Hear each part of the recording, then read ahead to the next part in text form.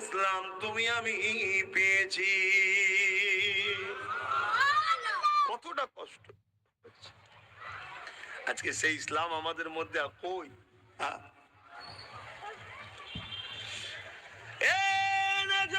তরুণেরা, এমন নবী পাখে প্রেমিকেরা, আল্লাহ নবী জীবনে এমন দিন গেছে নবী পাক পাহাড়ে গিয়ে গাছে পাতা ফল মূল খেয়ে মাস কাটিয়েছে।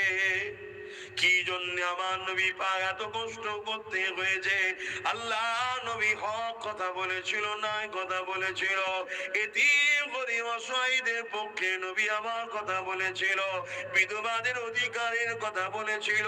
এই যুবকেরা, তরুণেরা এই পৃথিবীর জমিনে অন্যায়কে মিটিয়ে দিয়ে এই পৃথিবীর জমিনে সাম্য শান্তি প্রতিষ্ঠিত করতে চেয়েছিল।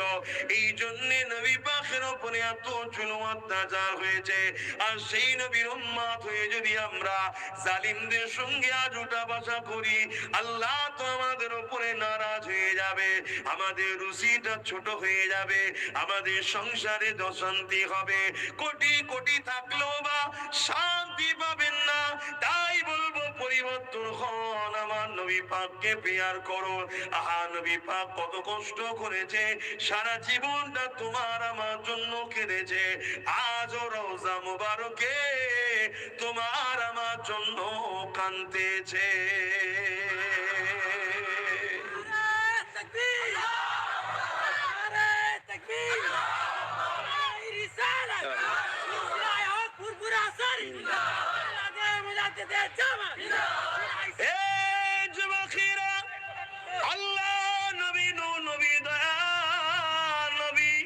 নবী আমার সারা জীবনটা তোমার আমার জন্য কেঁদেছে।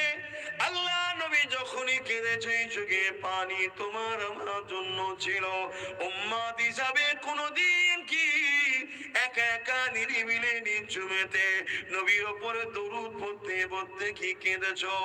আমার নবী আমার কত কষ্ট করেছে এটা ভেবে কি কখনো কেঁদেছো?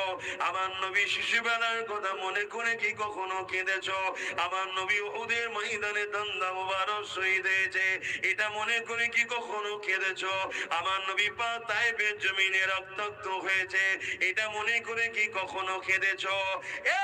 না জওয়ানেরা, অথচ হাজার হাজার মুসলমান ঘরের যুবকেরা রাত দুটোর সময় কাঁদছে। কি হয়েছে রে বাবা? বাপ মরে গেছে না মা মরে গেছে? না না না না, ও কাঁদতে কাঁদতে বলছে আমি ভালোবাসি ব্রাজিলকে, হেরে গেছে, আর্জেন্টিনাকে ভালোবাসি, হেরে গেছে, তাই কাঁদছি। এমন মুসলমান আছে না নাই? এই মুসলমানকে যদি আল্লাহ মিটাবার জন্যে এই জালিমকে বসাই তো অসুবিধে কি হচ্ছে? আমার আজ কি অসুবিধা হচ্ছে? হ্যাঁ, কারো খাইনি, কারো লিইনি, কারো খাইনি, কারো লিইনি, হাকিকাতটা বলছি। হাই রে মুসলমান, কোন দিনের জন্য একটা মুসলমান কাঁদলে, হ্যাঁ, যে আমার নবী তায়েফের জমিনে কত মার খেয়েছে, রক্তাক্ত পুরো জুতো মোবারক রক্তে বসে গেছে, তার জন্য কাঁদলে? যিনি আজও কাঁদছে রওজা মোবারক, রাত দুটোই কাঁদছে কেন? আমার ব্রাজিল হেরে গেছে। অথচ ব্রাজিল 24 ঘন্টা ইসলামকে মিটাবার জন্য চেষ্টা করছে।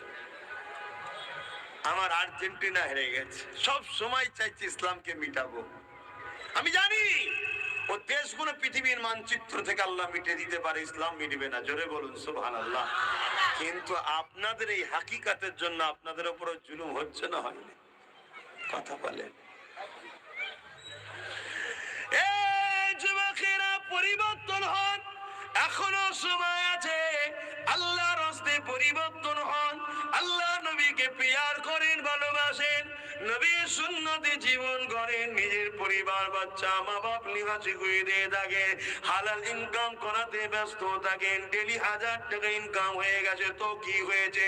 2000 ইনকাম করার জন্য ব্যস্ত থাকেন, তবে হালাল 2000 যদি হয়ে যায় 10,000 হালাল ইনকাম করার ডেলি ব্যস্ত থাকে। হালাল ইনকাম করাটাও ইবাদত, মনে রাখবে। আপনার প্রয়োজন যতটুকু আছে বাকিটা গরিব